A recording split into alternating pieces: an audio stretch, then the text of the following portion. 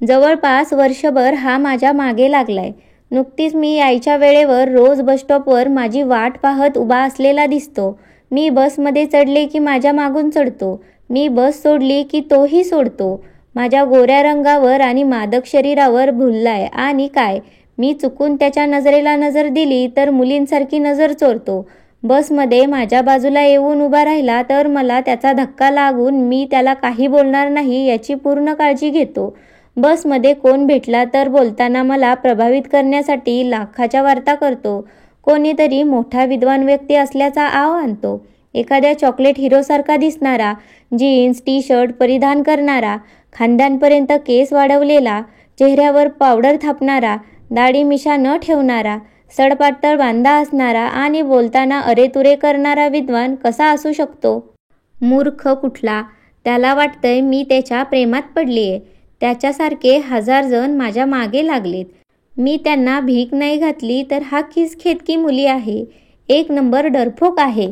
तर नसतं तर हिम्मत करून मला काय ते एकदाचं विचारून मोकळा झाला असता.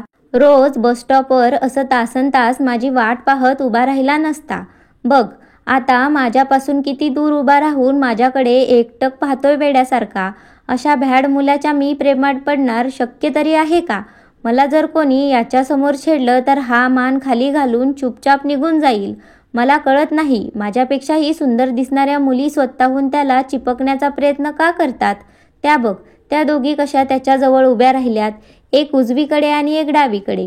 बाजूला जागा नाही म्हणून दुसऱ्या त्या दोघी एक पुढे आणि एक मागे उभी राहिलीये.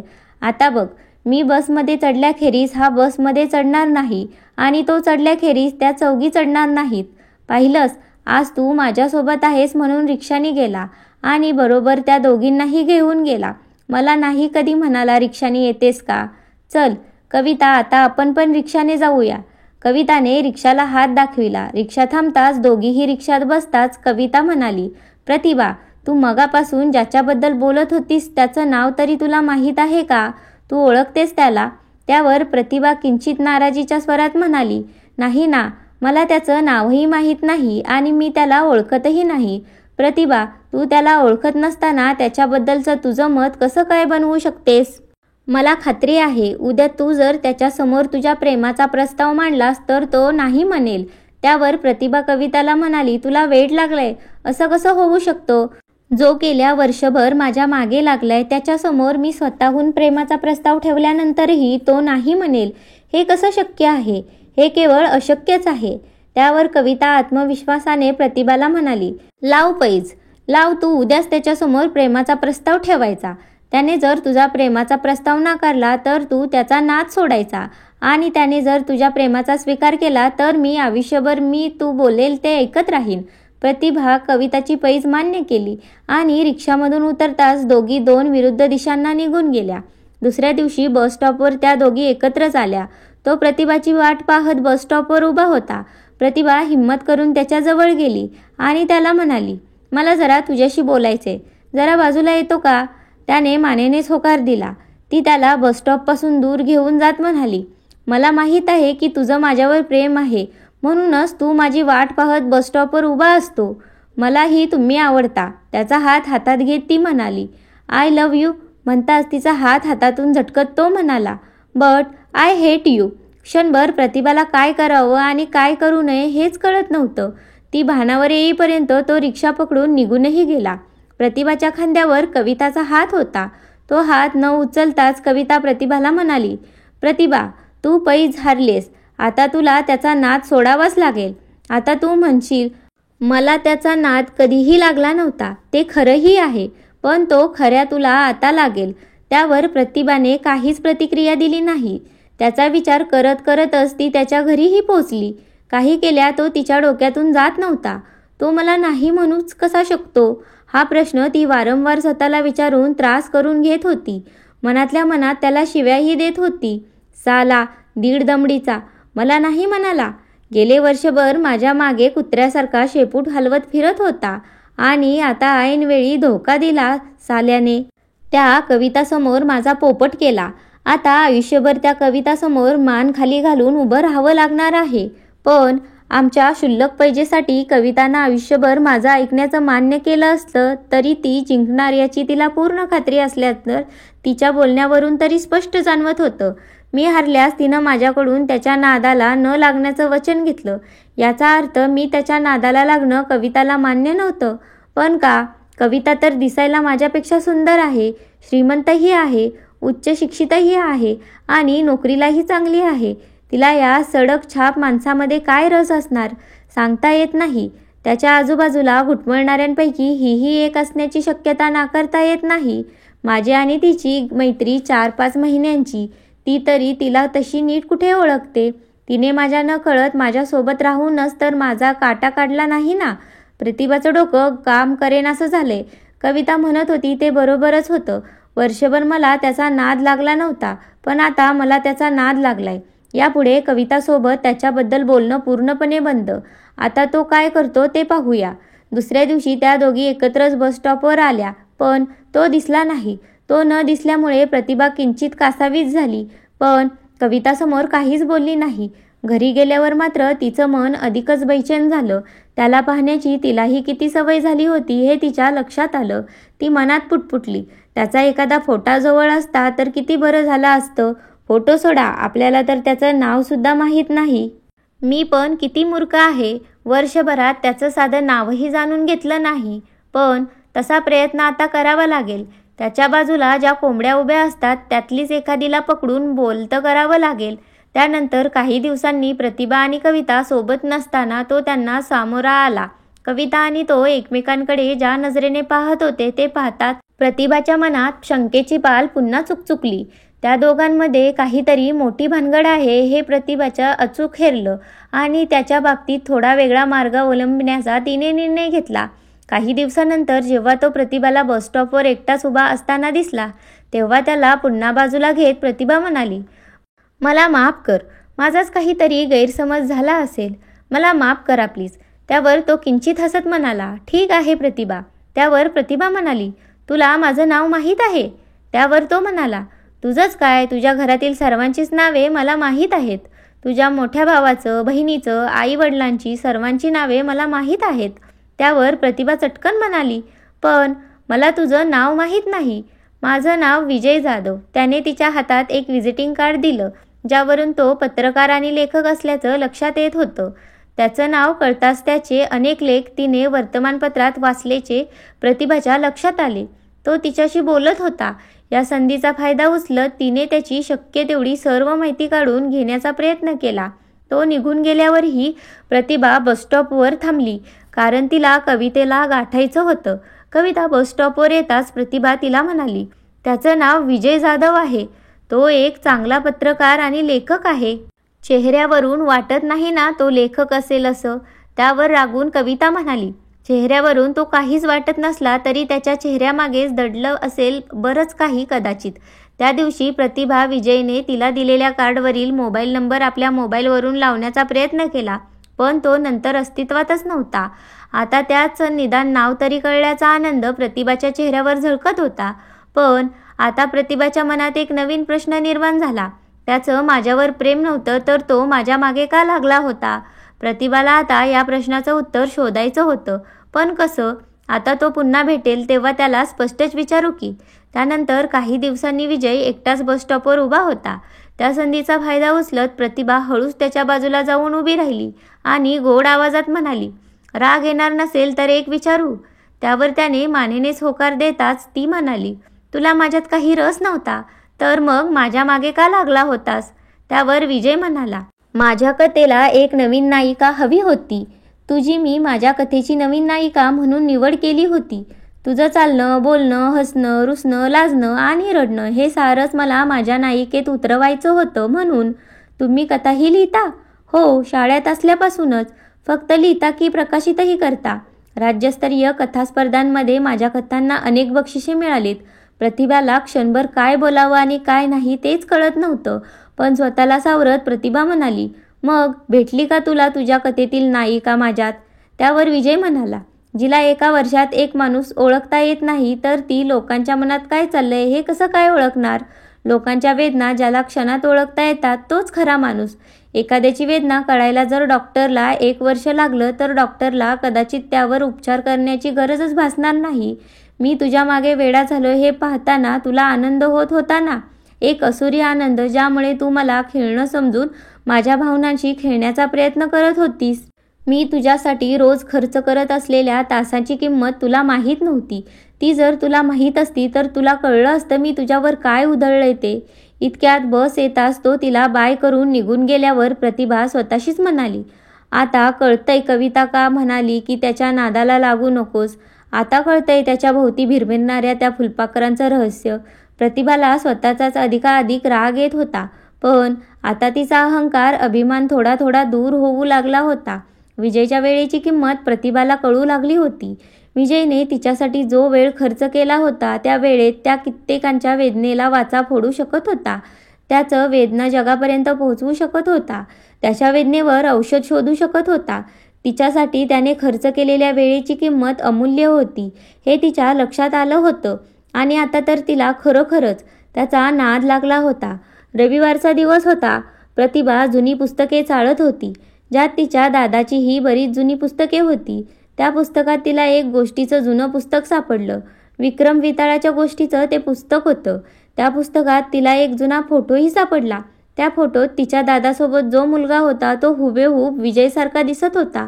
पण एकदा खात्री करून घ्यावी म्हणून ती तो फोटो आपल्या दादाकडे घेऊन गेली.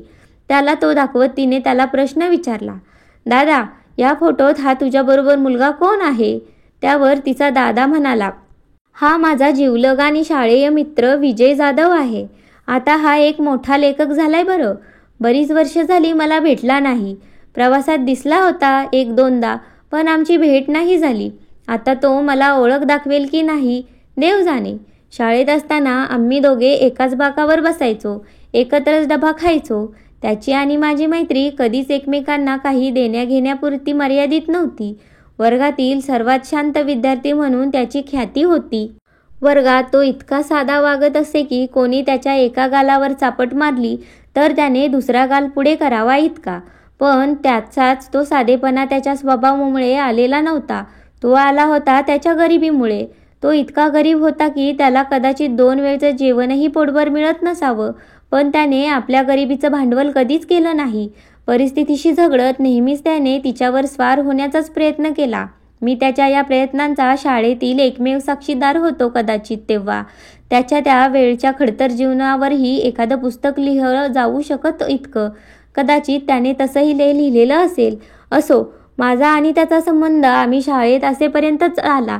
शाळा संपल्यानंतर त्याच्या आयुष्यात आणखी काय काय घडलं असेल याची तर मी कल्पनाही करू शकत नाही. शाळेच्या शेवटच्या दिवशी मी जबरदस्तीने त्याच्यासोबत हा फोटो काढला होता.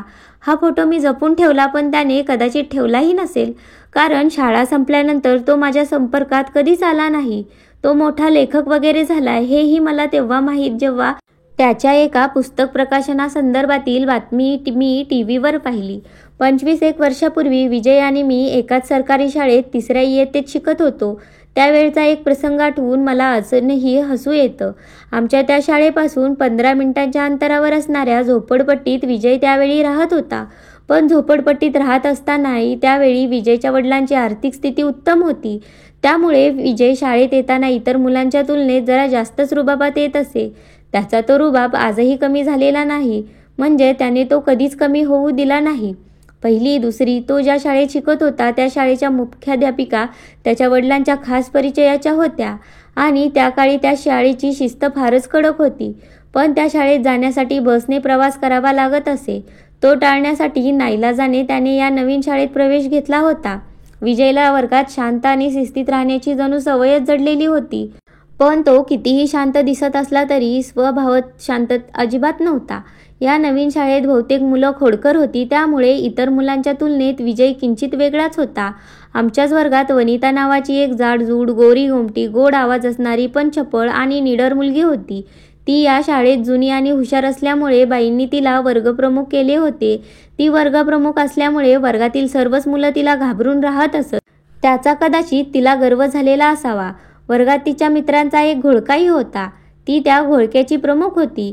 त्या शाळेत दुपारच्या जेवणाच्या सुट्टीत डबा खाऊन झाल्यावर सर्व मुलं डबा धुण्यासाठी आणि पाणी पिण्यासाठी शाळेतील सार्वजनिक नळावर जात, पण विजय जात नसे. तो त्याच्या सवयीचाच भाग होता. तो रोजच शाळेत येताना त्याच्यासोबत एक मोठी पाण्याची बाटली आणत असे.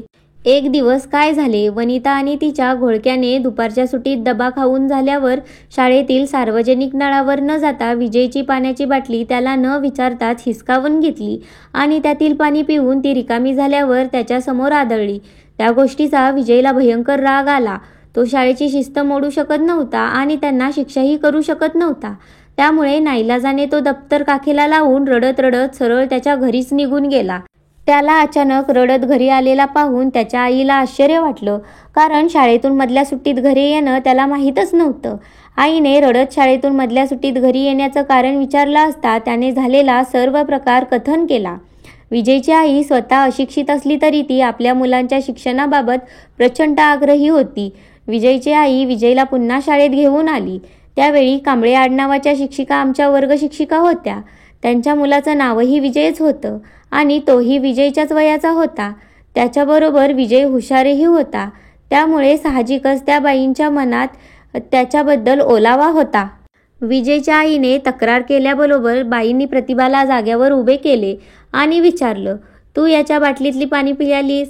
वनिताने मानेनेच होकार दिल्यावर बाईंनी तिला हात पुढे करायला सांगून तिच्या नाजूक हातांवर 4-5 फटके मारले आणि पुन्हा असं न करण्याची समज दिली. त्यानंतर आमच्या वर्गातील कोणीच कधीच विजयच्या वाटेला गेलं नाही.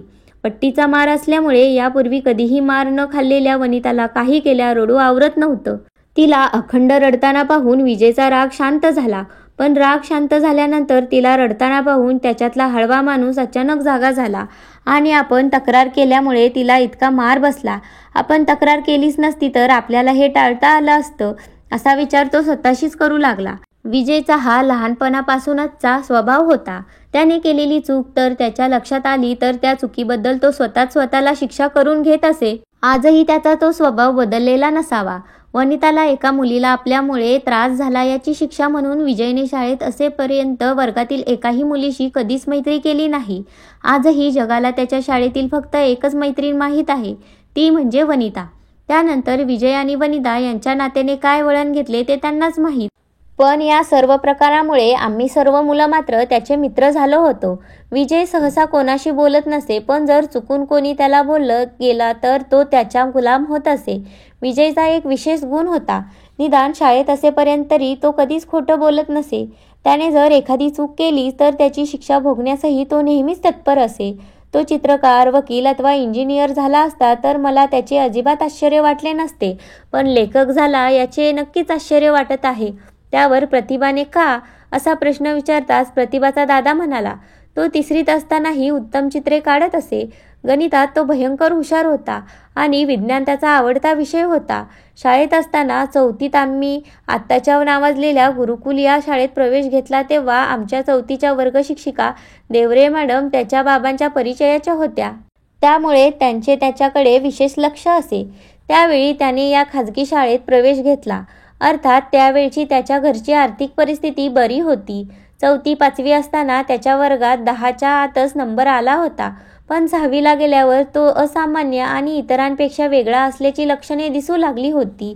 ते त्यावेळी कोणी हेरलं होतं की नाही हे देवच जाणे. आम्ही 6वीत असताना विजय वर्गात दरवाजाजवळच्या पहिल्या बाकावर पहिला बसायचा आणि पलीकडील शेवटच्या रांगेतील पहिल्या बाकावर वनिता बसायची. वनिता आणि विजय या दोघांमध्ये एक अदृश्य स्पर्धा चालत असे. त्या दोघांचीही एकमेकांच्या प्रगतीवर, हालचालींवर बारीक नजर असे. त्यावेळच्या आमच्या वर्ग शिक्षिका सावंत मॅडम होत्या. त्यांचा हसरा चेहरा आजही आठवला तरी प्रसन्न झाल्यासारखं वाटतं. आज ज्या शाळेत जे मुख्याध्यापक आहेत त्यांच्याशी त्यांचं लग्न झाल्याचं मागे कधीतरी कळलं होतं. ते मुख्याध्यापकच तेव्हा त्या शाळेत इंग्रजीचे शिक्षक होते. त्यांनी काही कामानिमित्त विजयला वर्गाबाहेर बोलावलं. त्यावेळी मधल्या सुट्टीनंतरचा सावंत मॅडमचा पहिला तास सुरू होता. दुसऱ्या एका शिक्षकांनीच बोलावलं म्हणून गडबडीत विजय मॅडमची परवानगी न काढताच वर्गाच्या बाहेर गेला. माघारी आल्यावर सावंत मॅडमनी विजयला परवानगी न काढता वर्गाबाहेर गेल्याबद्दल शिक्षा म्हणून हातावर पट्टीने 2-4 फटके मारले. त्याच्या आयुष्यात ती त्याला शाळेत मिळालेली पहिली आणि शेवटची शिक्षा होती कदाचित. त्या फटक्यांच्या वेदना त्याच्या हाताला नाही तर सरळ मनालाच जाणवत होत्या कदाचित. त्याच्या रडण्याचा आवाज येत नव्हता, पण त्याच्या डोळ्यातून घळाघळा वाहणाऱ्या अश्रूंची त्याचा शर्ट मात्र ओला झाला होता. त्यानंतर आलेल्या शिक्षकांनी त्याला रडण्याचे कारण विचारले असता तो काहीच बोलला नाही. शेवटच्या तासाला सावंत मॅडम पुन्हा वर्गात आल्या. तेव्हा त्याला रडताना पाहून सावंत मॅडमनी आश्चर्य वाटलं. त्यांनी त्याला जवळ बोलावलं आणि आपल्या हातातील रुमालाने त्याचे डोळे पुसले आणि त्याच्या पाठीवरून प्रेमाने हात फिरवत त्याला शांत केले. त्यानंतर त्याचे रडणे थांबले. त्याच दिवशी तो सावंत मॅडमचा विशेष आवडता विद्यार्थी ठरला आणि लवकरच तो खूप हुशार असल्याचे हे मॅडमच्या लक्षात आले. आमच्या इंग्रजीच्या शिक्षकांनी आम्हाला एकदा इंग्रजी शब्द पाठ करून यायला सांगितले होते. वर्गातील सर्वात हुशार विद्यार्थ्यांचेही शब्द पाठ नव्हते. त्याला त्याबद्दल शिक्षकांनी 4-5 फटकेही मारले. असे 10-12 हुशार विद्यार्थ्यांनी मार खाल्ल्यानंतर सरांचं लक्ष बेफिकीर असलेल्या विजयवर गेलं. त्यांनी त्याला उभं केलं आणि शब्द विचारले. त्यावर तो पोपटासारखा बोलल्यावर त्या सरांना आश्चर्य वाटलं आणि आपण वर्गातील एक हुशार विद्यार्थी शोधल्याचा त्यांना साक्षात्कारही झाला. त्या शिक्षकांना माहीत नव्हतं विजय हा नेहमी सर्वसामान्य विद्यार्थ्यांमध्येच रमणारा असामान्य विद्यार्थी होता. त्यांनी लगेच त्यांच्यावर वर्गातील मुलांचा इंग्रजीचा गृहपाठ तपासण्याची जबाबदारी टाकली. ती त्याने मनापासून कधीच पार पाडली नाही. आम्हाला एक मराठी विषय शिकवायला शिक्षक होते. त्यांनी आम्हाला इंग्रजीसारखे मराठी जलद कसे लिहायचे ते शिकवले, पण ते आत्मसात फक्त विजयनेच केले असावे, कारण त्यानंतर त्याने लिहिलेले त्याच्या व्यतिरिक्त कोणालाच वाचता येत नसे. अर्थात तसे तो तेच लिहित असे जे इतरांनी वाचावं अशी त्याची इच्छा नसे. मी आता ही खात्रीने सांगू शकतो त्याने हाताने लिहिलेलं तो कोणाला वाचायलाही देत नसणार. त्याचे अक्षर बऱ्यापैकी वळणदार आणि ज्याला सुंदर म्हणता येईल असं होतं, पण त्याने जलद लिहिण्याची सवय कायमच ठेवली. कदाचित आपल्याला भविष्यात लेखक व्हायचे हे त्याने तेव्हाच मनाशी पक्क करून टाकलं होतं. आमच्या शाळेतील हिंदीचे शिक्षक एक अजब रसायन होते. ते एखादा प्रश्न विचारायचे आणि एखाद्या विद्यार्थ्याला त्या प्रश्नाचं उत्तर नाही आले तर त्या प्रश्नाचे बरोबर उत्तर देणाऱ्या विद्यार्थ्याला ते त्या उत्तर न आलेल्या विद्यार्थ्याच्या कानाखाली चापट मारायला लावत असत. एकदा काय झालं, त्यांनी आम्हाला एका म्हणीचा वाक्यात उपयोग करायला सांगितला. वनितापासून सुरुवात झाली हा म्हणता जवळजवळ अख्खा वर्ग उभा राहिला. मी विजयला म्हणालो, तुला येत असेल तर मला सांग, पण त्याने मलाही सांगितलेले नाही. मी विचार केला, अख्खा वर्ग उभा राहिला तर सर कोणालाच शिक्षा करणार नाहीत आणि केलीच तर सर्वांनाच मार बसावा म्हणून कोणाला वाईटही वाटणार नाही. शेवटच्या बॉलवर सिक्सर मारायचा विजयचा स्वभाव मला माहीत होता, पण तेव्हा असं काही होईल याची मला शक्यता कमीच वाटत होती. पण त्याने त्याच्या स्वभावानुसार सिक्सर मारलाच, त्या म्हणीचा वाक्यात उपयोग करून सांगितलाच. मला वाटलं आम्हाला माहीत नसलं तरी तेव्हाही विजयचं अवांतर वाचन होत असावं. मग काय, विजयने माझ्यासह वर्गातील सर्व मुलांचे गाल लाल केले आणि मुलींना ते झेपणार नाही म्हणून सरांनी स्वतः त्याच्या हातावर 2-2 फटके मारले. त्यानंतर तसा योग कोणाच्याच वाट्याला आला नाही. काहींना आला, पण विजयच्या कानाखाली मारण्याची संधी त्याने कोणाला कधीच दिली नाही. तुला आश्चर्य वाटेल, पण भूगोलात विजयला कधी कधी पैकीच्या पैकी गुण मिळायचे. त्या वर्षी वर्गात 6वीला विजयचा 3रा नंबर आला, तोही काही गुणांच्या फरकामुळे. आम्ही 7वीला गेलो आणि विजयचे आयुष्यच बदलले. त्याच्या आयुष्यात अचानक काळोख पसरू लागला. त्याच्या आयुष्यात अचानक दुःखाचं सावट पसरताना दिसू लागलं आणि त्याच्या आयुष्यातील खडतर प्रवासाला सुरुवात झाली. त्याने आपलं दुःख नेहमीच स्वतःपुरतंच मर्यादित ठेवलं. त्याचा राग त्याने आपल्या आजूबाजूच्या लोकांवर कधीच काढला नाही. इतरांपासून आपली दयनीय अवस्था लपवण्याचा त्याचा अट्टहास त्याला आनंदापासून अधिकच दूर घेऊन गेला आणि मग तो आपल्याच एका वेगळ्या, आम्हाला अनोळखी असणाऱ्या जगात रमू लागला. शाळेबाहेरील त्याच्या जगात कोण होतं ते आम्हाला माहीत नव्हतं. मी त्याचा एकुलता एक मित्र असतानाही तो मला कधीही त्याच्या घरी घेऊन गेला नाही की स्वतः कधी आपल्या घरी आला नाही.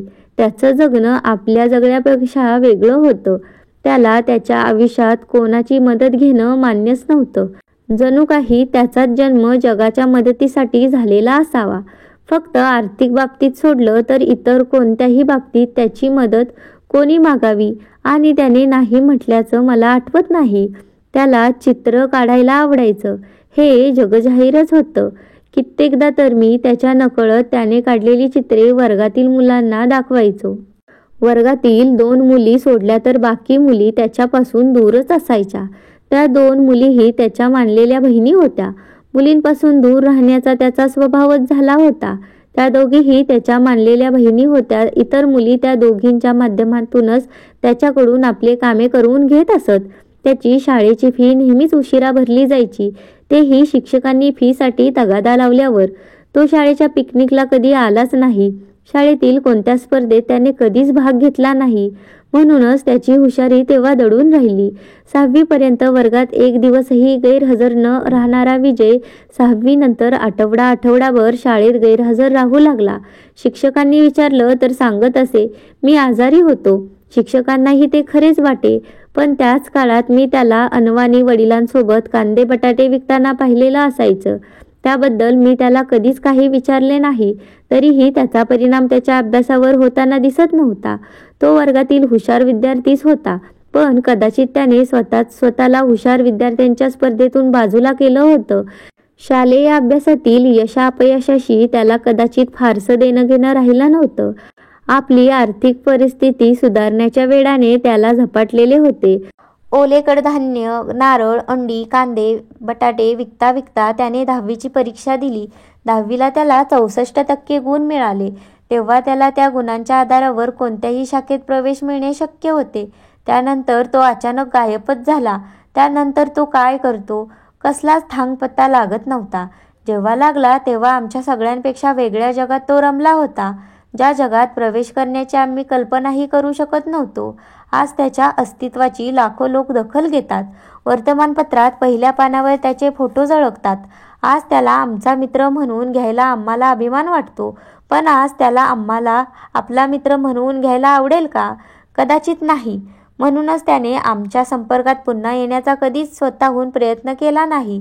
दे तो फोटो माझ्याकडे, मी सांभाळून ठेवतो. म्हणताच प्रतिभाने तो फोटो मनात नसतानाही दादाच्या अर्थात प्रणयच्या हातात दिला. निदान हा फोटो इतरांना दाखवून मला म्हणता तरी येईल की विजय माझा खूप जवळचा मित्र आहे. प्रतिभाची वाट पाहत विजयच बसस्टॉपवर आता थांबलं होतं.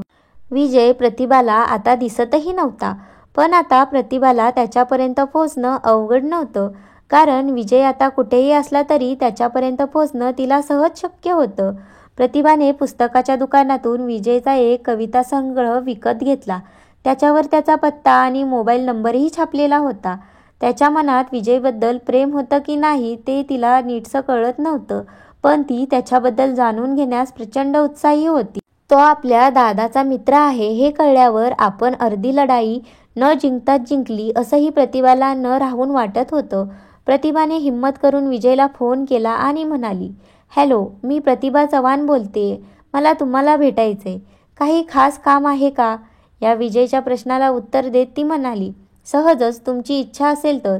त्यावर विजय तिला म्हणाला, उद्या सकाळी 10 वाजता माझ्या ऑफिसात ये. मी तुला पत्ता SMS करतो. आणि त्याने मोबाईल कट केला. प्रतिभाच्या मोबाईलवर आलेला विजयच्या ऑफिसचा पत्ता तिला माहीत होता. ठरल्याप्रमाणे प्रतिभा त्याला भेटायला त्याच्या ऑफिसात गेली. ऑफिसात पाऊल ठेवतात विजय त्या ऑफिसात बॉस आहे हे तिच्या लक्षात आले. विजयच्या केबिनमध्ये जाण्यापूर्वी तिने दरवाजा ठोठावला. समोर आराम खुर्चीत बसलेल्या विजयचा थाट एखाद्या मोठ्या बिझनेसमॅनसारखा होता. त्याने प्रतिभाला समोरच्या खुर्चीत बसण्याची विनंती केली. ती बसताच त्याने फोन करून 2 कप कॉफी मागवली. प्रतिभा काही बोलण्यापूर्वीच त्याने प्रतिभाला प्रश्न केला, प्रणय कसा आहे? त्याची बायको, मुलं कशी आहेत? तुझी ताई सोनल कशी आहे? आई बाबा गावीच असतात ना, की सध्या इकडेच राहायला आलेत? तुझी वहिनी दिसलेली 1-2दा प्रवासात, पण बहुधा मला ती प्रणयचा मित्र म्हणून ओळखत नसावी. इतक्यात विजयला कोणाचा तरी फोन आला. त्याचा पारा अचानक चढला आणि एखाद्या मोठ्या बिझनेसमॅनसारखाच तो तावातावाने बोलू लागला. तेव्हा त्याच्यातला लेकअप लोप लावल्यासारखा दिसत होता. त्याच्या नजरेत इतकी आग होती की त्या आगीचेच एखादा भस्मसात व्हावा. प्रतिभाला तर आता त्याची भीतीच वाटू लागली होती. फोन कोट करताच त्याच्या चेहऱ्यावर पुन्हा शांत निर्मळ हसू उमटत होतं. त्याने प्रतिभाला सहज प्रश्न केला, माझ्याशी तुला काहीतरी बोलायचं होतं ना? त्यावर प्रतिभा म्हणाली, मला कालच दादाकडून कळलं की तू दादाचा मित्र आहेस. त्याने तुझ्याबद्दल बरंच काही सांगितलं. ते ऐकल्यावर तुझ्याशी बोलावं असं वाटलं इतकंच. अचानक प्रतिभाची नजर विजयने हातावर रेखाटलेल्या नागाच्या चित्रावर स्थिरावली. तू ही एकच चित्र नेहमीच हातावर का रेखाटतोस? त्यावर विजय म्हणाला, तर माझ्यातील चित्रकाराला जिवंत ठेवण्यासाठी.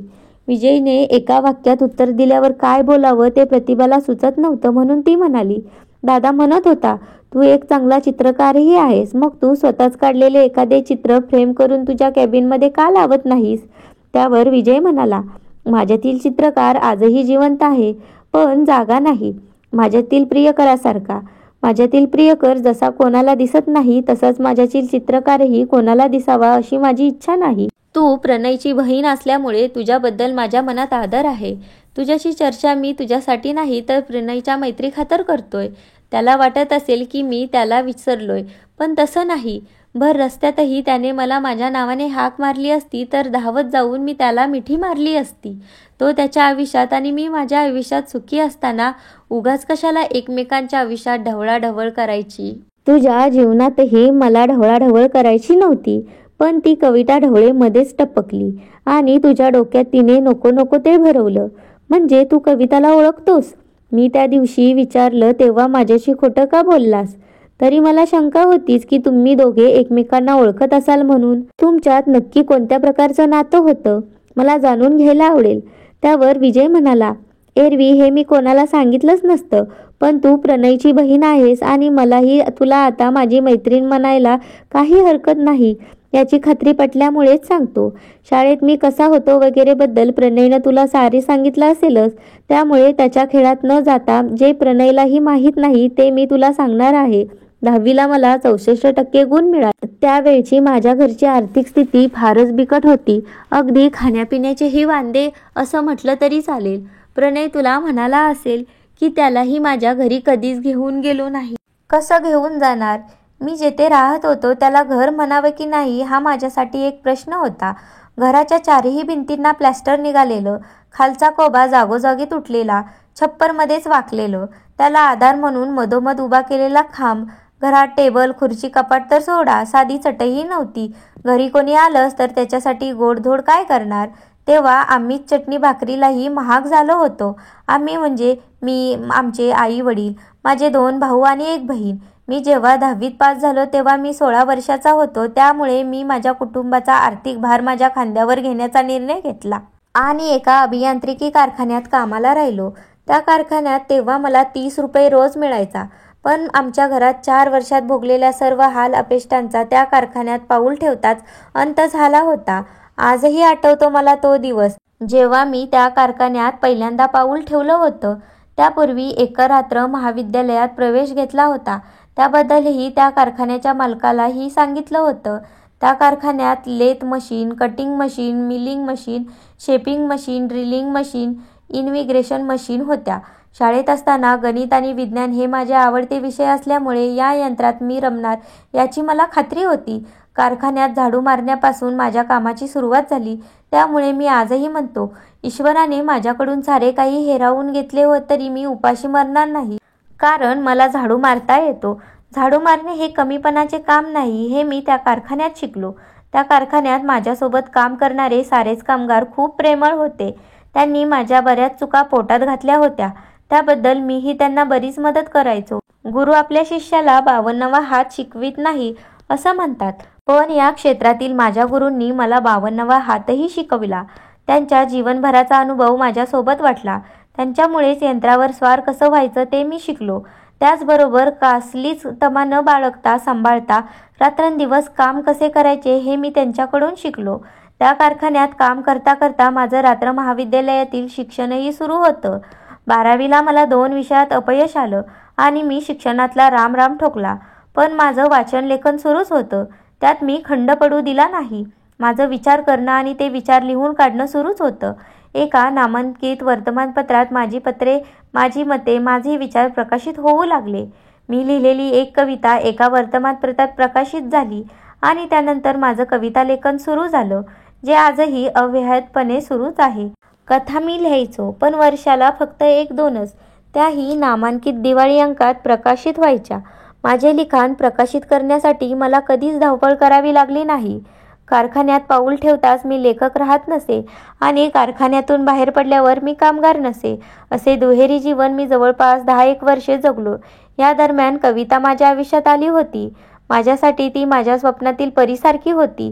ती एका राजकुमाराच्या शोधात असावी कदाचित, पण मी मात्र त्यावेळी कफलक कारखान्यात रोजंदारीवर काम करणारा एक सामान्य कामगार होतो आणि ती पदवीधर, गोरीपान, गालावर तीळ असणारी, करड्या केसांची, श्रीमंत घरात लहानाची मोठी झालेली एक राजकुमारी होती. 4-5 वर्षांपूर्वी, आता काही वर्षांपूर्वी मी तुझी वाट पाहत बसस्टॉपवर थांबायचो, तशीच तिचीही वाट पाहत थांबायचो. 1 तास नाही, एकदा तर चक्क 3 तास तिची वाट पाहत थांबलो होतो. काल परवा तू जसं मला वेड्यात काढलं होतंस तसं तिनंही काढलं होतं. तिने विचार केला, ह्या कारखान्यात काम करणाऱ्या मामुली तरुणाच्या का प्रेमात पडावं, पण तेव्हाही माझ्या मागेपुढे घुटमळणाऱ्या मुलींची संख्या कमी नव्हती हे ती जाणून होती. मी तिच्यासाठी बसस्टॉपवर थांबतो हे तिच्या लक्षात आलं होतं, पण त्याला तिची फिकीर नव्हती. मला वाटलं तिने कदाचित मनात ठरवूनच टाकलं होतं की मी जेव्हा हिंमत करून तिला प्रेमाबद्दल विचारेन तेव्हाच ह्याचं काय करायचं ते पाहू. कारखान्याबाहेरच्या जगात मला खूप मानसन्मान होता, तो मी कोणत्याही परिस्थितीत तिच्यासाठी गमावू शकत नव्हतो. कारखान्याबाहेरच्या जगात मी एक असामान्य व्यक्ती होतो. ती मला आवडायची, पण माझ्या मनात तिच्याबद्दल अजिबात शारीरिक आकर्षण नव्हतं. तिच्या सौंदर्यापेक्षाही तिच्या स्वभावाने मला भुरळ घातली होती. पण नंतर तिचा वास्तविक स्वभाव जसजसा उलगडत गेला तसतशी ती माझ्या मनातून उतरू लागली. आज तू जशी माझ्याबद्दल जाणून घेण्यास उत्सुक आहे तशी तीही उत्सुक आहे, पण तिच्यात आणि तुझ्यात एक महत्त्वाचा फरक आहे, तो म्हणजे तू माझ्या मित्राची बहीण आहेस. पूर्वी मी जशी तिची वाट पाहत उभा राहायचो तशी तुझीही वाट पाहत मी उभा राहतो. हे कळल्यावर तिने विचार केला की मी तिच्यासमोर माझ्या प्रेमाचा प्रस्ताव मांडला नाही, म्हणजे मी तुझ्यासमोरही माझ्या प्रेमाचा प्रस्ताव मांडणार नाही. तिने तेव्हा जर माझ्यासमोर तिच्या माझ्यावरील प्रेमाचा चुकून प्रस्ताव मांडला असता तर माझं उत्तर काय असेल याचा अंदाज बांधण्यासाठी उत्सुक असणाऱ्या तिने तुला पुढे केलं. पण मी तुला ओळखतो हे तिला माहीत नव्हतं. आज मी जो कोणी आहे त्याचं तिला आकर्षण आहे. मला माझ्यावर मी कोणीही नसताना प्रेम करणारं कोणीतरी हवं होतं. मी काही नसतानाही माझ्यावर जीवापाड प्रेम करणारी बऱ्याच होत्या.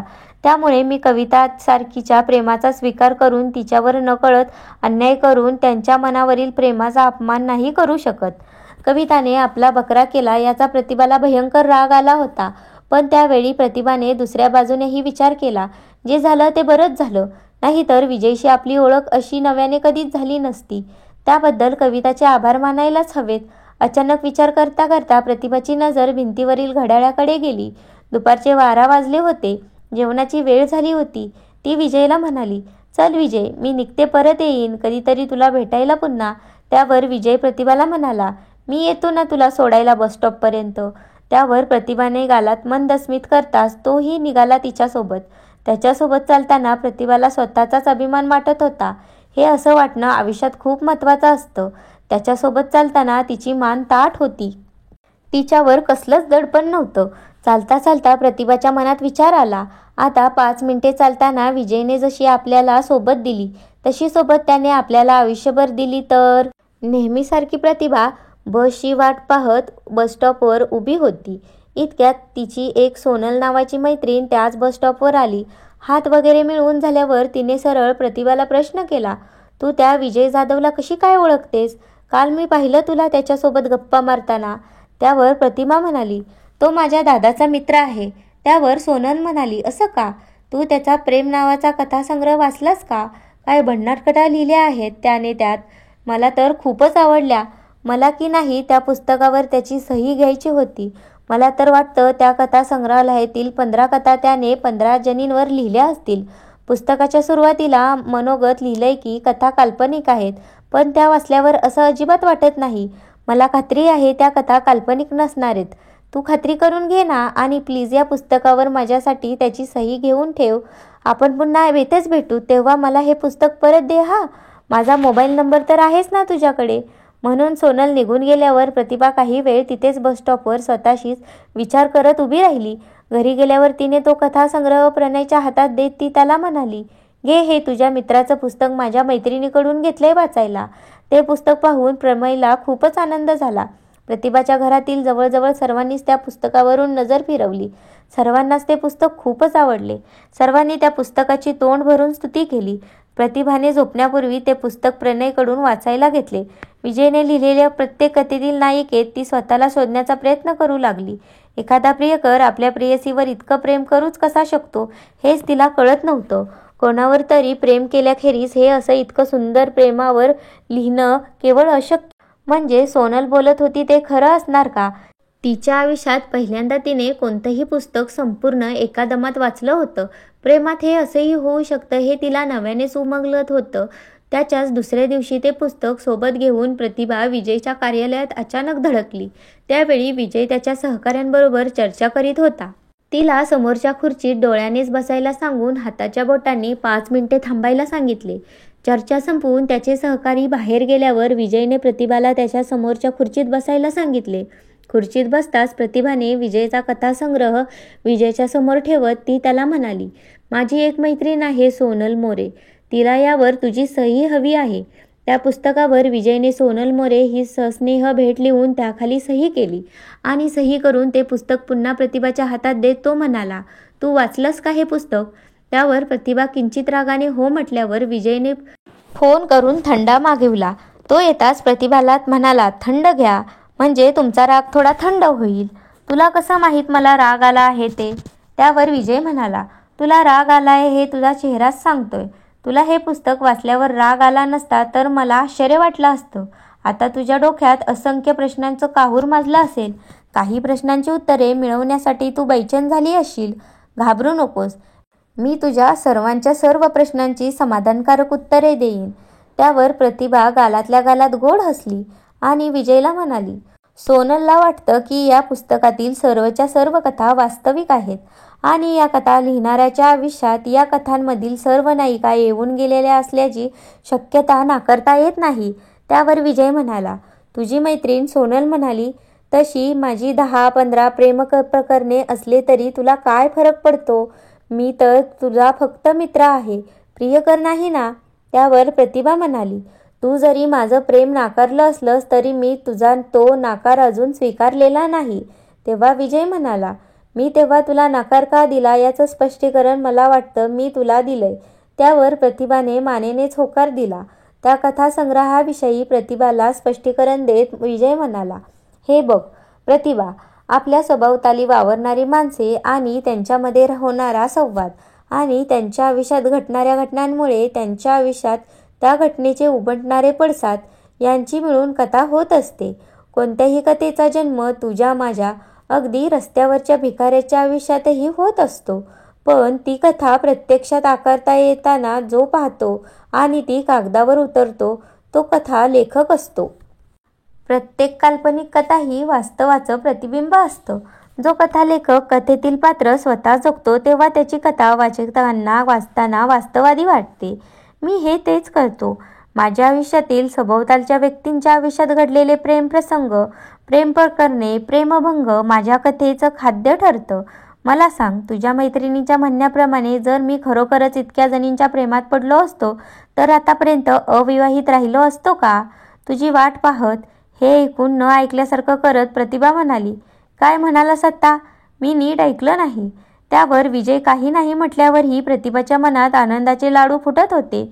पण स्वतःला आवरत ती विजयला म्हणाली, माझ्यासोबत जरा खरेदीला येतोस का?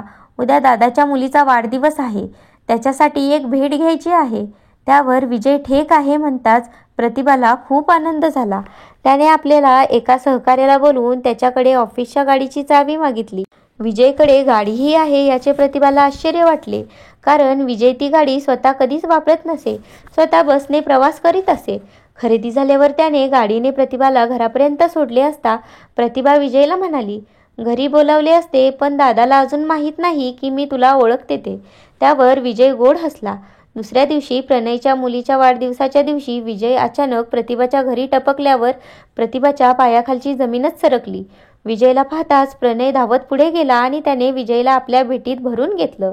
प्रतिभासह सर्वांशी त्याने त्याची ओळख करून दिली. प्रतिभाने त्याच्या हातात सरबत देताना त्याने हळूच तिचा हात पकडला. क्षणभर ती घाबरली पण नंतर सावरली. कोण पाहत नाही असं दिसल्यावर. वाढदिवसाला आलेले जवळजवळ सर्वच जण विजयशी गप्पा मारण्यास उत्सुक होते. त्यामुळे प्रतिभाला त्याच्याशी बोलताच येत नव्हते. सर्व पाहुणे मंडळी जेवून निघून गेल्यावर प्रणय आणि विजय जेवायला बसल्यावर प्रतिभाची वहिनी विजयला म्हणाली, आई बाबा आणि नीलम आणि बाकी सगळे कसे आहेत? नीलममध्ये एकदा रस्त्यात भेटली होती, सोबत तिचा मुलगाही होता. प्रतिभाला अपत्य वहिनी आणि विजय यांच्या दरम्यानच्या बोलण्यातून वेगळाच एक सूर ऐकू येत होता.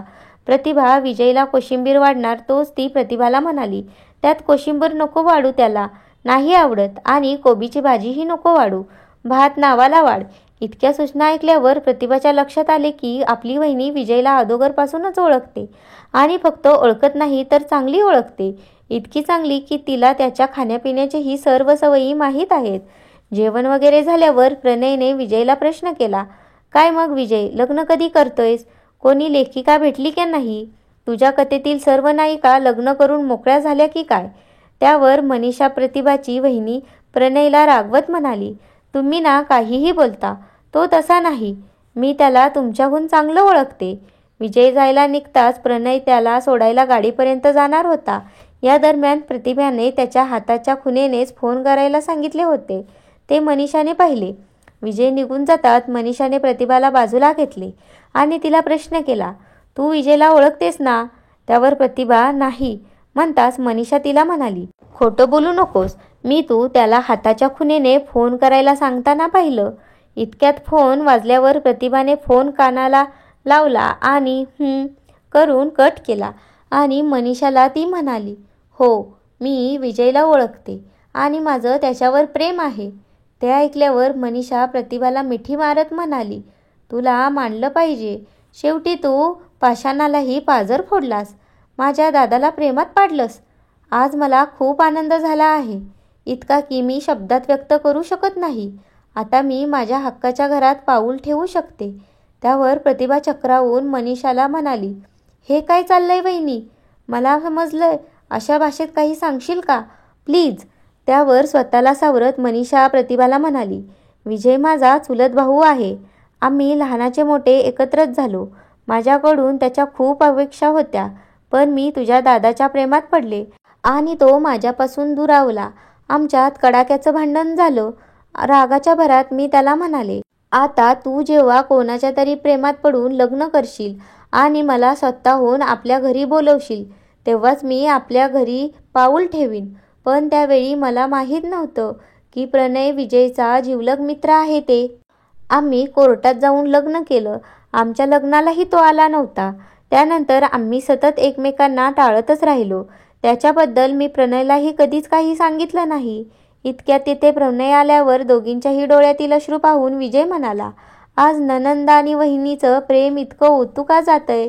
त्यावर प्रतिभा प्रणयला म्हणाली, दादा तुला माहीत आहे का, विजय वहिनीचा भाऊ आहे, म्हणजे तुझा मेहुणा आहे. त्यावर चेहऱ्यावर कोणताही भाव न आणता प्रणय म्हणाला, हो मला माहीत आहे आणि विजयलाही ते माहीत आहे, म्हणूनच तो मनीषाच्या बाबतीत इतका निर्धास्त होता. पण मनीषाला वाटत होतं की तो तिला विसरला, पण तसं नव्हतं. तो बाहेरून नेहमीच तिची माहिती मिळवत होता. आम्हाला कधीही गरज भासली असती तर तो नक्कीच धावून आला असता. हे जर मला माहीत नसतं तर आपल्या मित्राच्या आवडीनिवडी आपल्या बायकोला माहीत आहेत हे कळल्यावर मला राग नसता का आला? आपल्या लग्नापूर्वी तुमच्या दोघात झालेल्या भांडणाबद्दल मला माहीत होतं, म्हणूनच मी त्याला कधीच आपल्या घरापर्यंत येऊ दिलं नाही. मला हेही माहीत आहे की प्रतिभा त्याच्या प्रेमात पडलेली आहे, नाहीतर मी आजही त्याला आग्रह करून घरी बोलवलं नसतं. ज्या दिवशी प्रतिभा विजयच्या कथेचं पुस्तक वाचायला घरी घेऊन आली त्याच दिवशी प्रतिभाच्या खोलीची लाईट रात्रभर चालू होती. बोर्डाच्या परीक्षेलाही रात्रभर जागून अभ्यास न करणारी माझी बहीण एक कथेचं पुस्तक रात्रभर जागून का वाचेल? तुम्ही विचारलं का त्याबद्दल त्याला? या मनीषाला प्रश्नाला उत्तर देत विजय म्हणाला, मी मुद्दामच नाही विचारलं. त्यालाही कळू दे प्रेमात पडल्यावर काय काय होतं आणि काय काय करावं लागतं ते. हे ऐकल्यावर प्रतिभा लाजून आपल्या खोलीत निघून गेल्यावर मनीषाने प्रणयला आपल्या मिठीत घेतलं आणि तिने आपल्या बऱ्याच वर्षापासून डोळ्यात साचलेल्या अश्रूंना बाहेर पडायला वाट मोकळी करून दिली. त्यानंतर एका रविवारी प्रतिभा विजयला एका बागेत भेटली. बोलता बोलता तिने विजयला अगदी सहज प्रश्न केला, मी प्रणयची, तुझ्या मित्राची बहीण आणि तुझ्या लाडक्या बहिणीची लाडकी नणंद नसते तर तू माझ्या प्रेमाचा स्वीकार केला असतास? त्यावर विजय थोडा वेळ शांत बसला आणि विचार करून म्हणाला, कदाचित नसता केला. याचा अर्थ तुझे माझ्यावर प्रेम नाही, फक्त नात्यांच्या दबावाखाली तू माझ्या प्रेमाचा स्वीकार केलास, प्रेमाच्या बाबतीत तडजोड केलीस. प्रतिभाच्या या प्रश्नांच्या भडीमाराला उत्तर देत विजय तिला म्हणाला, तुझं तरी माझ्यावर प्रेम कुठे होतं? माझ्याबद्दल सर्व काही जाणून उमजून घेतल्यावरच तू माझ्याकडे आकर्षित झालीस ना. या आकर्षणाला जर तू प्रेम म्हणत असशील तर माझं तुझ्यावर प्रेम आहे. मग लोक प्रेमात जे आत्महत्या करतात ते काय असतं? या प्रतिभाच्या आणखी एका प्रश्नाला उत्तर देत विजय म्हणाला, मनीषाच्या आणि तुझ्या दादाच्या प्रेमाला माझा कधीच विरोध नव्हता, पण आमच्या घरच्यांचा होता म्हणून तिने विष पिऊन आत्महत्या करण्याचा प्रयत्न केला. तो यशस्वी झाला नाही. पण जर यशस्वी झाला असता तर याचा विचार प्रेमात आंधळ्या झालेल्या तिने तेव्हा केलेला नव्हता. मला नेमका त्याचा भयंकर राग आला होता. तिच्या मूर्खपणामुळे कदाचित आम्ही आणि प्रणयही तिला गमावून बसला असता. त्या रागाच्या भरातच आमच्यात भांडण झालं आणि ती दुरावली माझ्यापासून ती आत्तापर्यंत. म्हणून माझं तिच्यावरील प्रेम कमी झालेलं नव्हतं. प्रेमासाठी आत्महत्या करणारे आणि त्यांना तसं करण्यास प्रवृत्त करणारे काय साध्य करतात तेच कळत नाही. म्हणून मी मनीषाला मोकळं सोडलं. मला व्यक्तिशः असं वाटतं की प्रेम वगैरे नावाची कोणतीच गोष्ट या जगात अस्तित्वातच नाही. हा सारा मेंदूचा खेळ आहे. आपल्यासाठी कोणत्याही गोष्टीची तडजोड करणारी, प्रसंगी आपल्यासाठी जीवाचं बलिदानही द्यायला तयार असणारी व्यक्ती आपल्यावर प्रेम करते असं आपण मानतो. सहवासाने शारीरिक आकर्षणातून प्रेम निर्माण होते. कधीकधी संस्कार, नीतिमूल्ये यांच्यावरही मात करून प्रेम माणसाला काही गोष्टी करायला भाग पाडते, ज्यातून निर्माण होतात अनैतिक संबंध. स्वतःला गंगेपेक्षाही पवित्र मानणारे कित्येक ढोंगी मी पाहिले आहेत, ज्यांनी आपल्या भूतकाळात असंख्य चुका केलेल्या होत्या, पण आज समाजात साधू असल्याचा आव आणत होते. आज एका कुशीतून उठले की लगेच दुसऱ्या कुशीत विसवणारे मी कित्येक आपल्या आजूबाजूला पाहत आहे. आता तू माझी बायको होणार आहेस, त्यामुळे माझ्या भूतकाळाविषयी, माझ्या कुटुंबियांविषयी तुला सर्व माहिती असणे गरजेचे आहे. आज जेव्हा तू माझ्याकडे पाहतेस तेव्हा तुला दिसतो एक इतरांपेक्षा वेगळा, असामान्य माणूस. प्रणयकडून, तुझ्या वहिनीकडून तुला जे कळलं असेल त्यापेक्षाही भयंकर परिस्थितीतून मी गेलेलो आहे. माझ्या जन्माला कारण असणाऱ्या माझ्या आईवडिलांचा जन्म कोकणातील एका छोट्याशा खेड्यात झाला होता. त्यावेळी म्हणजे 30-40 वर्षापूर्वी कोकणातील घरे दगडमातीची असत. त्यावेळी 7वी पर्यंतची शाळा गावात आणि त्यापुढची शाळा तालुक्याच्या ठिकाणी असे. त्यावेळी गावातील गरीब लोकांच्या मुलांना तालुक्याच्या ठिकाणी शिकायला जाणे आर्थिकदृष्ट्या शक्य होत नसे. त्यामुळे त्यांना 7वीला शिक्षण सोडावे लागत असे. त्यानंतर ते विद्यार्थी पोटापाण्यासाठी मुंबईचा रस्ता धरत. आमचे वडील 7वी पर्यंत शिकले. 7वीला असेपर्यंत त्यांनी वर्गात पहिला नंबर कधीच सोडला नाही आणि आम्हाला ते कधी धरताच आला नाही. आम्ही फार 3ऱ्या नंबरपर्यंत मजल मारली. आमची आई तिला शाळेच्या पहिल्या दिवशीच शिक्षकांनी मारलं म्हणून शाळेतच गेली नाही आणि अशिक्षित राहिली. पण नंतर कधीतरी आपण अशिक्षित राहिल्याची खंत तिच्या मनात निर्माण झाली असावी, म्हणून सुरुवातीला आमच्या शिक्षणाबाबत ती फारच आग्रही होती. पण नंतर परिस्थितीपुढे तिलाही गुडघे टेकावे लागलेच. आमच्या आईबाबांचा प्रेमविवाह झाला होता, तेही आम्हाला कित्येक वर्षानंतर इकडचे तिकडचे संदर्भ जोडल्यानंतर कळले होते. त्याबद्दल चर्चा करावी इतके मैत्रीपूर्व संबंध आमचे आमच्या आईवडिलांसोबत कधीच नव्हते. बाबा कामानिमित्त सुरुवातीला मुंबईला आल्यानंतर एका महिन्यात जवळपास 20 हॉटेलात त्यांनी काम केले. त्यानंतर एका होलसेलच्या लिंबाच्या दुकानात ते स्थिरावले. त्यांना लोक लिंबूवाले शेठ म्हणून ओळखू लागले. स्वतःला शेठ म्हणून घेताना त्यांना तेव्हा अभिमान वाटायचा. पण नंतर काही वर्षांनी शेठ कायमचा निघून गेला आणि वालेंच्या पुढे वस्तूंची नावे बदलत राहिली. माझा जन्म झाला तेव्हा मी मांजराच्या पिल्लासारखा छोटासा होतो. माझ्या अंगावर दाट केस होते. मी जगेन की नाही याबद्दलही बऱ्याच लोकांच्या मनात शंका होती. मी इतका किरकोळ बांध्याचा होतो की मी कधी कधी धुष्टपुष्ट होईन की नाही याबद्दलही लोकांच्या मनात शंका होती. माझ्या आईने माझ्या अंगाला चण्याच्या डाळीचे पीठ लावून माझ्या अंगावरील केस विरळ केले. मी खूप सडपातळ असल्यामुळे कित्येक जण मला सुकड्या म्हणायचे. त्याचा मला कधीच राग येत नसे. मी सुकड्या या शब्दाला माझं टोपण नाव म्हणूनच स्वीकारलं होतं. आजही माझ्या अंगावर दाट केस आहेत. मी 1-2 वर्षाच्या असताना आईसोबत नदीवर गेलो आणि खेळता खेळता नदीच्या पाण्यासोबत वाहून जाणार होतो. तेव्हा जवळच कपडे धुणाऱ्या काही तरुणींनी मला वाहत जाताना पाहिलं आणि वाचवलं. त्यांचे माझ्यावर अनंत उपकार आहेत. त्यामुळेच कदाचित मला पाण्याची भीती वाटत असावी. माझ्यानंतर माझ्या धाकट्या भावाचा अजयचा जन्म झाला. तो लहान असतानाच त्याला पोलिओची लागण झाली आणि तो कायमचा अपंग झाला.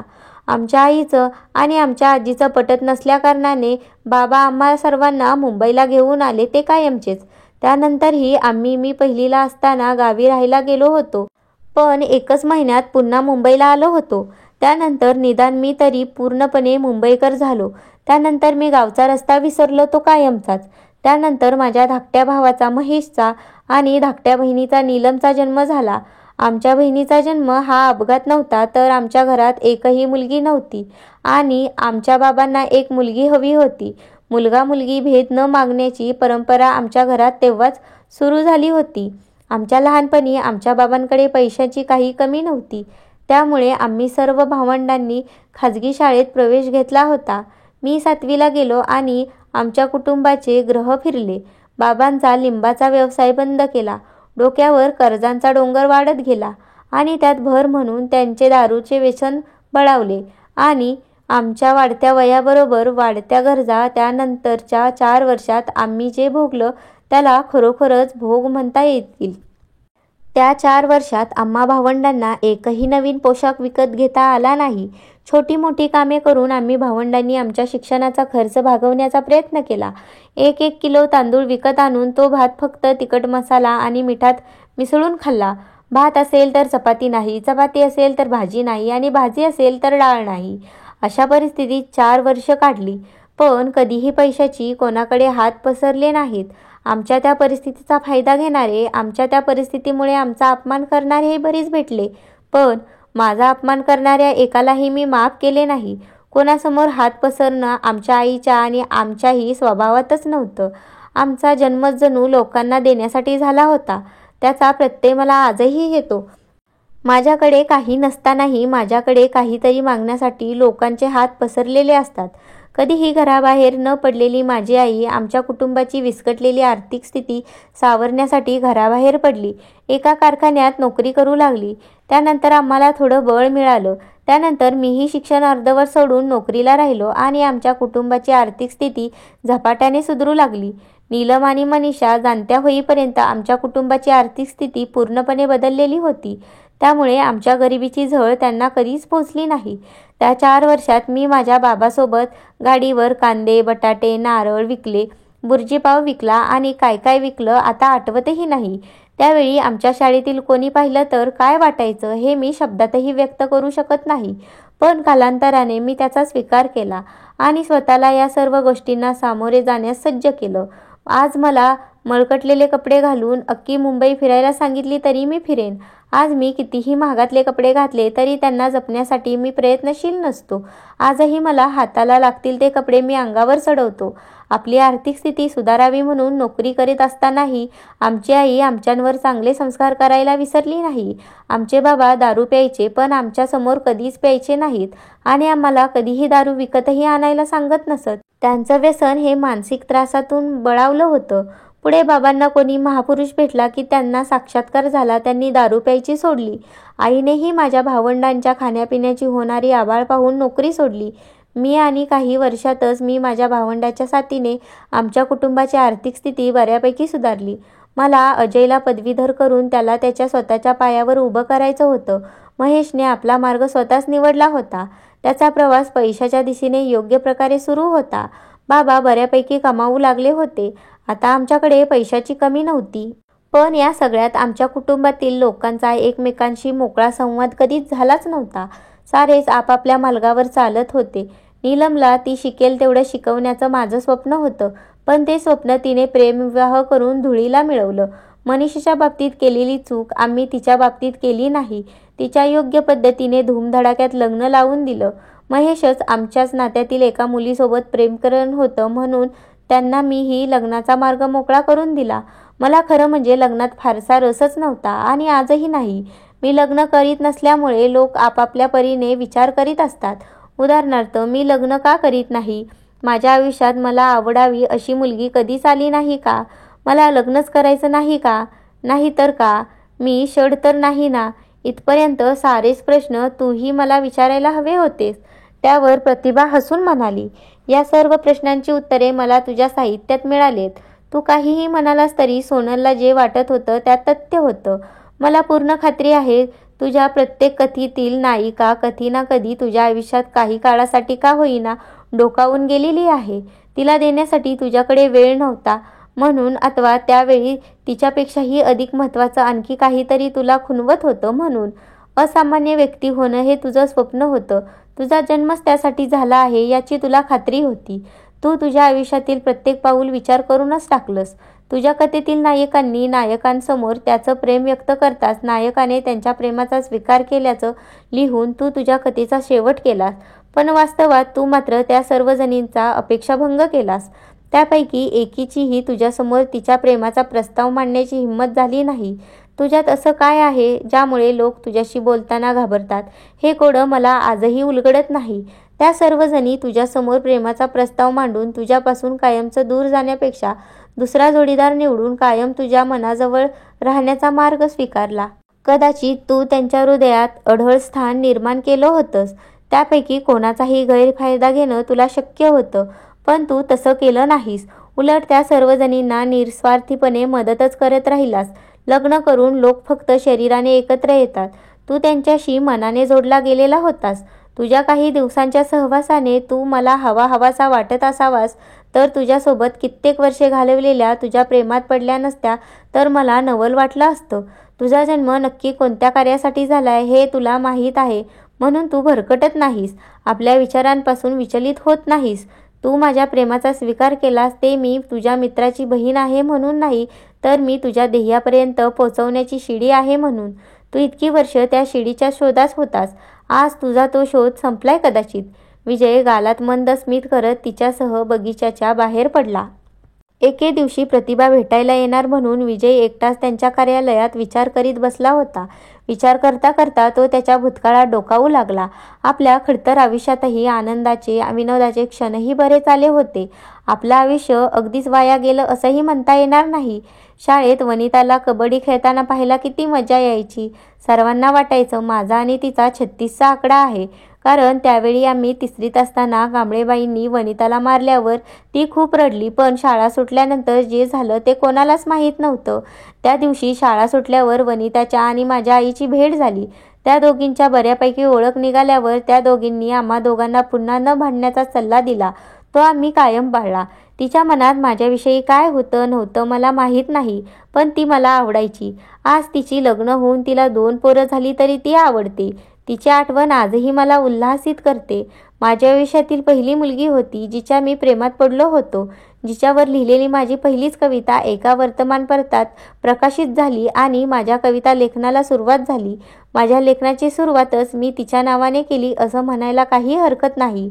माझ्यातील लेखकाला तिने जन्माला घातलं होतं. एका वर्तमानपत्रात व्हॅलेंटाईन डेच्या निमित्ताने तरुणांकडून आपल्या प्रेमभावना व्यक्त करणाऱ्या कविता मागवल्या होत्या. तेव्हा मी पहिल्यांदा कविता लिहिण्याचा प्रयत्न केला. त्या कवितेच्या सुरुवातीला वर प्रिय वनिता असं लिहिलेलं होतं आणि शेवटी तुझा विजय. त्यामुळे ती कविता माझी होती हे तेव्हा कोणाच्याही लक्षात आले नाही. ती कविता ज्या वर्तमानपत्रात प्रकाशित झाली होती ते वर्तमानपत्र मी कोणालाच दाखवले नाही आणि त्याचे कात्रणही माझ्याकडे जपून ठेवले नाही. पुढे तीच कविता मी त्यात काही बदल करून माझ्या एका कविता संग्रहात प्रकाशित केली. मी शाळेत असताना मी तयार केलेल्या शुभेच्छा पत्रांच्या मधोमध व्ही लिहित असे सर्वांना वाटे. तो व्ही फॉर विजय होता, पण तो व्ही फॉर वनिता असायचा. शाळा संपली आणि माझं तिच्यावरील प्रेमही संपलं. पुढे अपघाताने आम्ही भेटलो, पण तोपर्यंत माझ्या आणि तिच्या आयुष्यातही बरंच काही घडून गेलं होतं. मी शाळेत असताना जसा साधा भोळा होतो तसा राहिला नव्हतो. त्यामुळे तेव्हा मला फक्त माझी एक चांगली मैत्रीण म्हणूनच आवडत होती. तेव्हा मी माझ्या आजूबाजूला असंख्य फुलपाखरे उडत होती. वनिताच्या हुशारीबद्दल मला प्रचंड आदर होता. त्यामुळे आमच्याच सोसायटीत राहणाऱ्या पूजा नावाच्या अत्यंत हुशार मुलीच्या मी प्रेमात पडलो. पूजा फक्त नावातच होती. बाकी तिचं चालणं, बोलणं, हसणं, लाजणं सारंच मादक होतं. तिच्याकडून मला जरा जास्तीच्या अपेक्षा होत्या.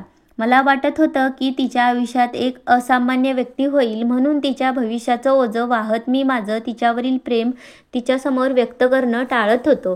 तिला देण्यासाठी मी एक प्रेमपत्रही लिहिलं होतं, पण आम्ही जन्मतः डरपोक मुलींच्या बाबतीत.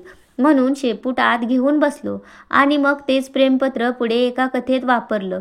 ती कथा एका दिवाळी अंकात प्रकाशित झाली. माझ्यातील कथा लेखकाला जन्मास तिने घातला होता, तिच्याही नकळत.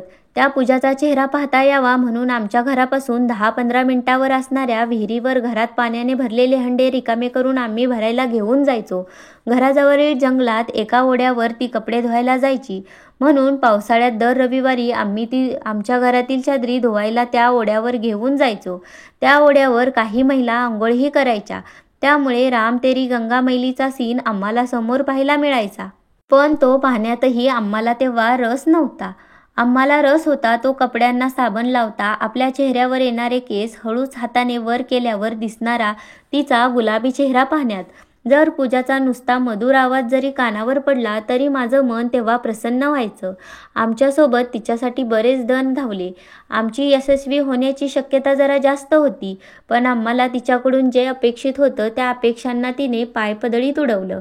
मला तिला प्रसिद्ध झालेलं पाहायचं होतं, पण प्रसिद्ध कलाकाराने आमच्याच पायाशी घुटमळू लागल्यावर मलाही प्रसिद्धीचा मोह टाळता आला नाही. आणि मग प्रसिद्धीशी नशा चढू लागल्यावर पूजाच्या प्रेमाची नशा उतरली ती कायमचीच.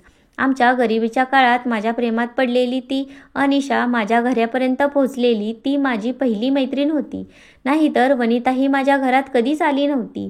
अनिशा दिसायला अतिशय सुंदर, पूजापेक्षाही आवाजही गोड, मनमिळावू आणि सतत आनंदी असणारी तरुणी होती. मला माझी मैत्रीण म्हणून ती खूप आवडायची, आजही आवडते. मी एक सामान्य माणूस असलो तरी तिच्याशी लग्नही केलं असतं, पण माझ्या ध्येयाच्या मार्गात ती अडचण ठरली असती याची मला खात्री होती. त्यामुळे मी लग्न, प्रेम आणि मैत्री यांची कधीच भेसळ होऊ दिली नाही. आज तिचं लग्न होऊन ती संसारात लमल्यानंतरही आमची मैत्री कायम आहे. या दरम्यानच कुठेतरी ती माझ्या कथेतील नायिकाच्या सुषमाच्या प्रेमात पडलो. सुषमा एक अजब रसायन होतं. तिच्या फक्त नावाने गेली 10 वर्षे मला तिच्याशी जोडून ठेवले. तिचं माझ्याकडे आकर्षित होणं याला कदाचित प्रेम म्हणताही येणार नाही. तेव्हा ती 12वीच्या वर्गात शिकत होती. माझी कामाला जाण्याची आणि तिची क्लासला जाण्याची वेळ एकच होती. आम्ही दोघं एकाच बस स्टॉपवर उतरायचो. बसमधून उतरल्यावर थोडं चालत गेल्यावर ती न चुकता माझ्याकडे मागे वळून पाहायची आणि गालात गोड हसायची.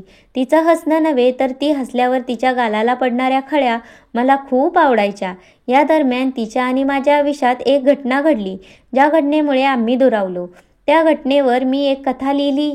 ती एका प्रसिद्ध दिवाळी अंकात प्रकाशित झाली. त्यानंतर काही वर्षानंतर मला अपघाताने ती माझ्या एका जिवलग मित्राची बहीण असल्याचे कळले आणि मग मी पूर्णतः माघार घेतली, ती कायमचीच. त्यानंतर मी तिच्या भानगडीत कधीच पडलो नाही. पण माझ्या कथेतील नायिकेचं नाव मात्र बऱ्याचदा सुषमाच असायचं, कारण ते नाव माझ्यासाठी देणगी ठरत होतं. मी माझ्या आयुष्यात सर्वात जास्त वेळ खर्च केला होता तो कवितांसाठी. आता मी तिला विसरण्याचा प्रयत्न करीत होतो, पण ती आजही माझा पिच्छा सोडायला तयार होत नव्हती. कवितावर माझं एकतर्फी प्रेम होतं, पण आमच्यात संवाद कधीच झाला नव्हता. तिने प्रतिभाला माझ्या आयुष्यातून दूर करण्याचा प्रयत्न का केला असावा? माझ्याबद्दल तिच्या मनात अचानक प्रेम का निर्माण झालं असावं? की कोणीतरी माझ्या प्रेमात स्वतःहून पडलंय हे पाहून तिचा अहंकार दुखावला असावा? ती प्रतिभासोबत जशी वागली तसा तिचा स्वभाव खचितच नसावा. माझ्याकडून कधीच कोणावर जाणून बुजून अन्याय झाला नाही. मग मी कवितावर तरी अन्याय कसा करू शकतो? माझ्याबद्दल तिच्या मनात काही असेल नसेल, पण एकदा चर्चा करून सारं स्वच्छ करायला हवंच असा विचार विजयी करतच होता. इतक्यात प्रतिभा आल्यावर तो तिच्यासह खरेदीला निघून गेला. एक दिवस बस स्टॉपवर विजयला कविता दिसली असता तो तिच्याजवळ गेला. तो बोलण्यापूर्वीच कविता त्याला म्हणाली, अभिनंदन प्रतिभा आणि तुझं लग्न ठरल्याबद्दल. हिम्मत करून मला कधी का नाही विचारलंस की माझं तुझ्यावर प्रेम आहे की नाही? त्यावर विजय तिला म्हणाला, मी तुला विचारायला घाबरत नव्हतो. मी घाबरत होतो तो मी मिळवलेल्या नावाला, माझ्या निष्कलंक चारित्र्याला. ते गमवायला मी कोणासाठीही तयार नव्हतो. तू का नाही विचारलंस? विजयने प्रश्न करताच कविता म्हणाली, मी विचारलं असतं तर तुला माझ्या चरित्र्याबद्दल शंका आली असती अशी मला भीती वाटत होती. तू माझ्या गोऱ्या रंगाला आणि माझ्या तारुण्यावर फिदा झाला आहेस असंही मला वाटत होतं. पण नंतर माझ्या आजूबाजूला घुटमळणाऱ्या कित्येक जणी पाहिल्या आणि माझं मत बदलत गेलं. सुरुवातीला तू जे बोलायचास त्या मला थापा वाटायच्या. तुझ्या राहण्यात आणि बोलण्यात खूप तफावत होती. म्हणजे तुझं राहणं चित्रपटातील नायिकासारखं आणि बोलणं एखाद्या साधूसारखं. तुझ्यावर त्या तरुणी लट्टू का होत असत ते कोडं मला अजूनही उलगडत नाही. कदाचित ते तुलाही उलगडलेलं नसावं. सुरुवातीला मला वाटत होतं तुला माझ्यासोबत फक्त टाइमपास करण्यातच रस असावा. पण नंतर जसं जसा तू मला कळत गेलास तशी मी तुझ्या प्रेमात डुंबून गेले. पण हे सर्व कळेपर्यंत वेळ निघून गेली होती आणि तू प्रतिभाच्या प्रेमात पडला होतास. मी माझ्या परीने प्रतिभाला तुझ्या आयुष्यातून दूर करण्याचा प्रयत्न केला होता, पण तो फसला. त्यावर विजय म्हणाला, माझ्या हृदयात आजही तुझ्यासाठी जागा मोकळी आहे, पण आता माझ्यावर माझा नाही तर प्रतिभाचा अधिकार आहे. माझ्या मनात आता तुझ्याबद्दल कसलाच किंतु परंतु किंवा आयुष्याच्या कोणत्याही वळणावर जर आपण पुन्हा समोर आलं तर मी तुला नक्कीच ओळख दाखवेन. अनोळखी होणार नाही, हा माझा तुला शब्द आहे. त्यावर कविता विजयला म्हणाली, तू तुझ्या आयुष्यात इतरांच्या सुखासाठी असंख्य गोष्टींचा त्याग केलास. आज मी तुझ्या आणि प्रतिभाच्या प्रेमासाठी माझ्या तुझ्यावरील प्रेमाचा त्याग करते. कविता डोळ्यात आलेले अश्रू पुसत जाताना प्रतिभाने लांबूनच पाहिले आणि विजयच्या जवळ येताच ती विजयला म्हणाली, काय म्हणत होती तुझी माझी प्रेमिका? काही नाही, आपल्या भावी आयुष्यासाठी आपल्याला शुभेच्छा देत होती. त्यावर किंचित रागवत प्रतिभा म्हणाली, माझ्या नशिबाचा हेवा आणखी किती जणींना वाटणार आहे देव जाणे. मला तर वाटतं लग्नानंतर पहिल्यांदा मला तुझीच नजर काढावी लागेल. कविताने केलेल्या या विनोदावर कवितासह विजयही मनमुराद हसला. कथा आवडल्या असल्यास आपल्या चॅनलला सबस्क्राईब करा. तसेच अजून नवनवीन कथा ऐकण्यासाठी आपल्या चॅनलवर येत राहा. आणि हो, या कथेला लाईक करा आणि कमेंटही करा. अर्थातच तुमच्या मनात जे काही आहे ते लिहून. धन्यवाद.